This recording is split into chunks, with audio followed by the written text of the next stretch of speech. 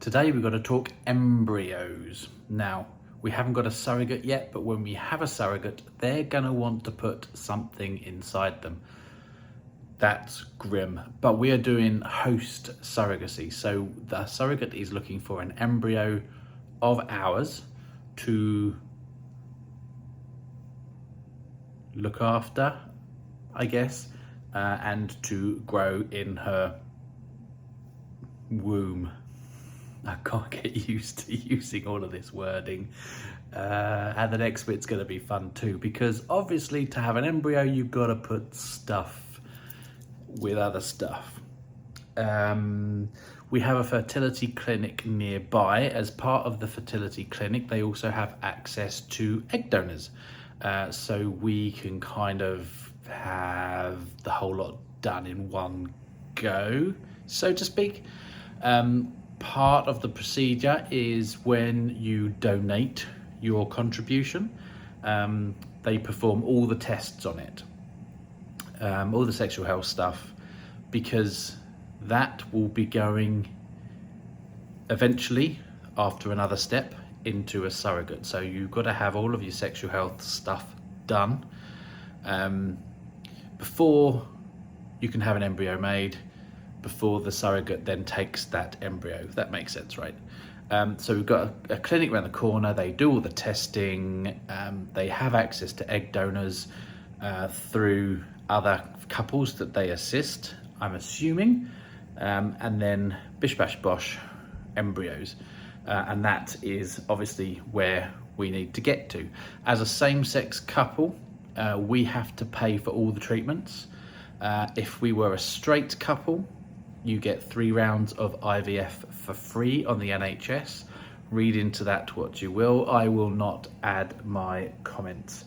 So yes, next up we have what will probably be a slightly awkward visit to a fertility clinic. At least it's nearby. We've had a few conversations about parentage. So we were originally hoping to have twins with one father each and one mother, so that they were still genetically connected. It all sounds very clever, but they don't do it in England apparently. So we needed to have a very deep conversation. Will we have a child who comes from me, or will we have a child that comes from my husband? Ultimately, they will obviously both still be our children. So the first step we've decided to take is to go to a fertility specialist where we can have our seed. What do we call it? Checked to see whose is the best, I guess. So I'm just going to collect some pots now. I am prepared to be mildly humiliated. Apparently we call it specimen. But yeah, that was a slightly uncomfortable conversation. Probably more talk about spunk than I've had for quite some time. Specifically mine and my other halves, not like my neighbours or something. So pots have been given. Now, we don't have to fill these up, which is a very good thing. You have to produce your specimen and get it to them within the hour as soon as possible. We have 2 appointments back to back, but because the appointments are half an hour each, it means that I'm going to be literally coming and going as I get one sample here and then go back for the other sample. And now looking at the timings, we could be in a pickle because we have the plumber around, but I guess we'll figure that out. Samples left. Don't look at me like that. Plumber was in the house. Bit awkward, not sexy in any way. Actually kind of not true. We are into home design, and knowing we were getting new taps worked for us. Just picking up forms from the doctor to say that we are medically sound enough to do this. They need cash. Who has cash on them anymore? Our specimens have been checked, verified and given the all clear, and more importantly, we know whose we're going to use. Now we just have to wait. So I've spoken to our fertility clinic. We are apparently number 19 on the waiting list.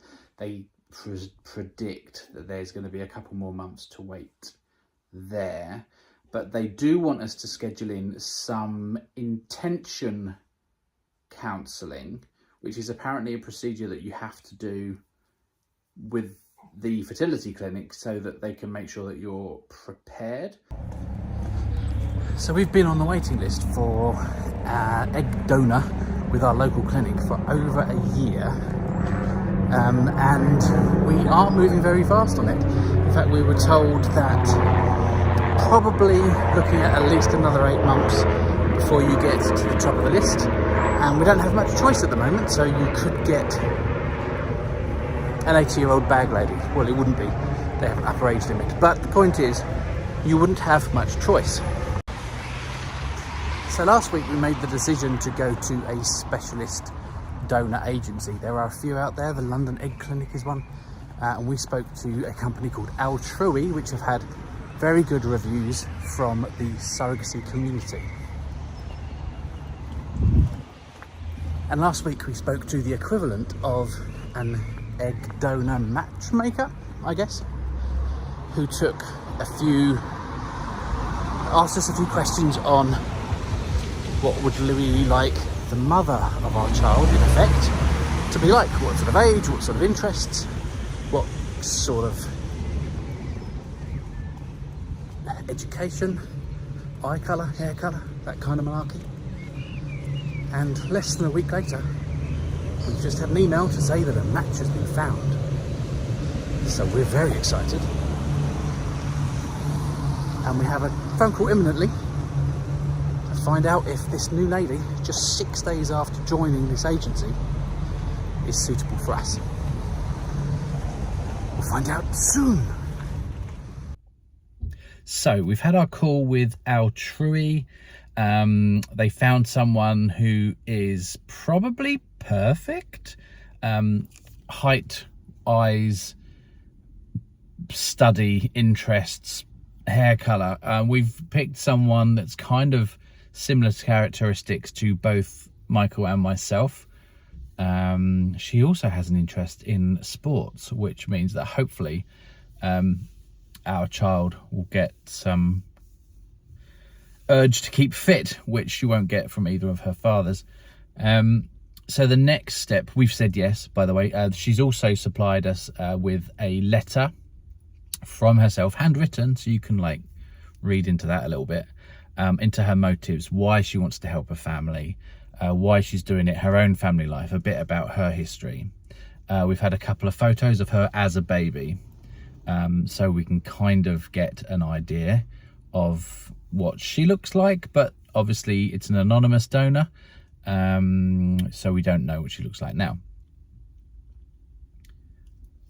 So we've said yes, go ahead, perfect choice, which is exciting. So now the next stage from the egg donor's perspective is to go and get various tests and checks, and at some point the eggs will be extracted and removed. It does mean that we're going to have to change fertility clinic, because they work with certain people to then make the embryos, which we are fine to do because we've been with the other guys now for a year and a bit and we haven't got anywhere. So now we've got these guys, everything could happen quite quickly, so that's good. Embryos, here we come. Just to add, egg matchmakers are kind of pricey, but I suppose you get what you pay for. We have found our match with them in less than a week, and with the fertility clinic that do the egg donation on the side, we got to number 14 on the waiting list after 1 year, and ultimately haven't used them at all. Well, our donor has been greenlit and has done all of her tests and is ready to go. So now it's our turn to finish our part of the bargain. Apparently we have to sign away our sperm, which is fun. And then once that's done, we have to go and produce. And we're told we could have embryos within a few weeks, which seems to be the sticking point for many of the surrogates. So progress is coming, we think, which is good, but also scary, but also good.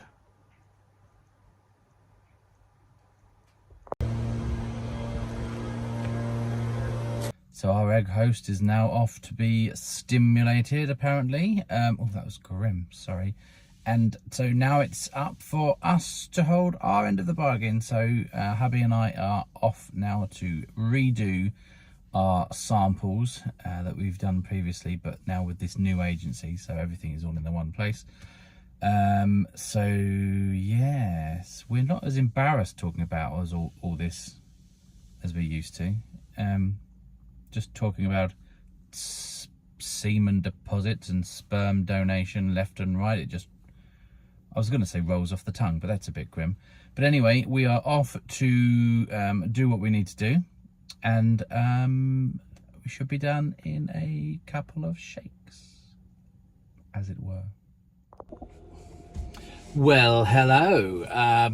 It's been a few more weeks since my last update. We have had some very good news. We've recently just come back from holiday, and we were called by our fertility clinic when we got to America, and have been told that our wonderful egg donor has produced 20 glorious eggs for us. We then had another call later on to say that a couple of the eggs weren't mature enough. It came down to 18. We then had another call to say I think 12 of them had been, what's the word? Inseminated. Fertilized. And that was how many were at that point. The key stage is day 5 or day 6, where they become what is referred to as blastocysts. Not the sexiest of names. Why would you want it to be sexy? It's a fucking baby. But still, blastocysts, that's the key stage. That's what you want to get to. We got to day 5 and day 6, and we have 8 viable blastocyst embryos, which is, we are told by our SUK surrogacy friends, a very good number to start with. That's 8 embryos. Apparently each have about a 30% chance of forming a baby, I think.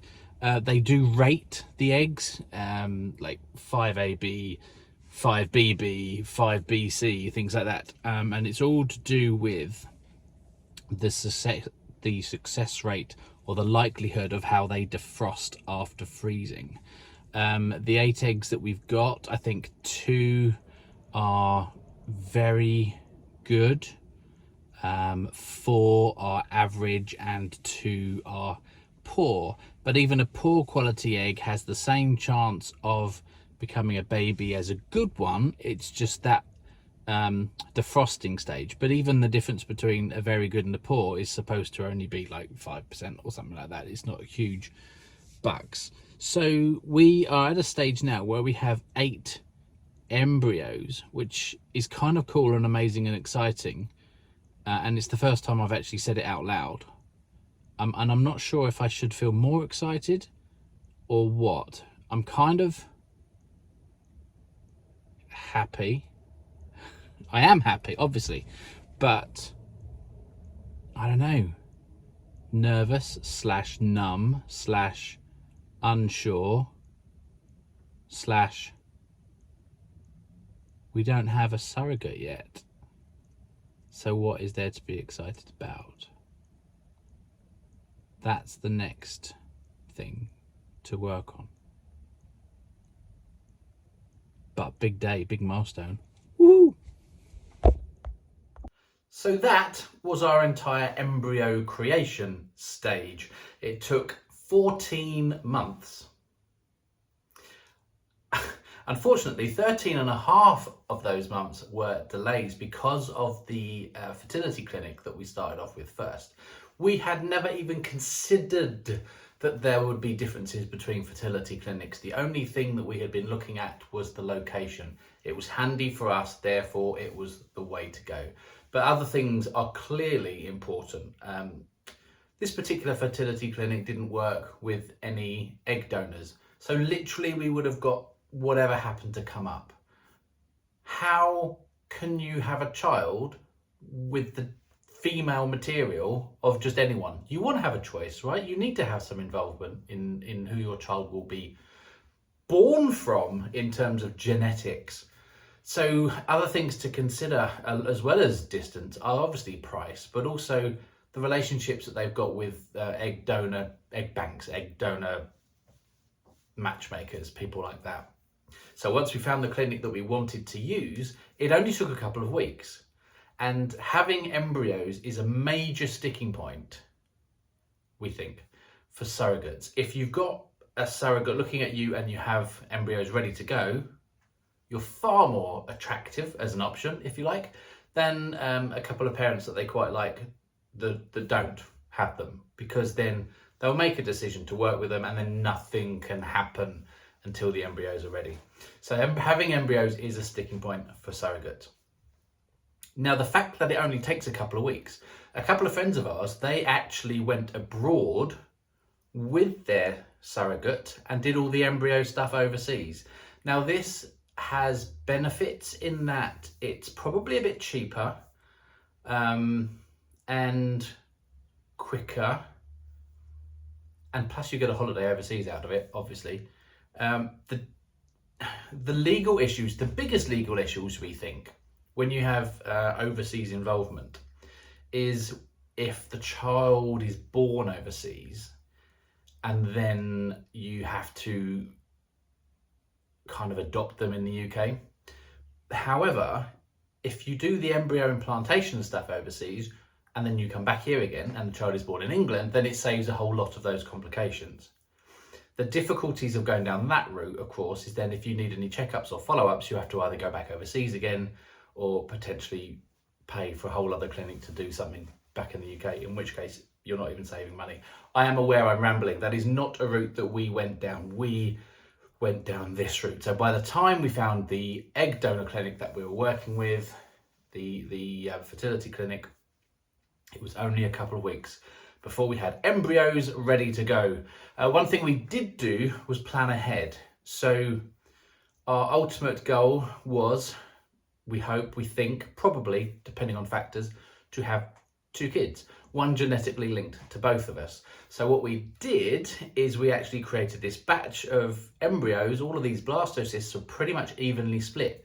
So of the 8 that we got from the process, 4 of them coming from me and 4 of them from my other half. But importantly, they are all coming from the same egg donor. So by planning ahead, we can have 2 children in the future that are half siblings at the very least in terms of genetics. Does that make sense? So not only that, it means that in the long run, you would save some money. So we won't have to pay exactly what we paid to have the first child a second time, because we've done a whole lot of the process already. Okay, that also kind of solved the question of who was going to be dad. The answer is, well, both of us. And then we kind of put it to chance. So flip a coin, that kind of thing.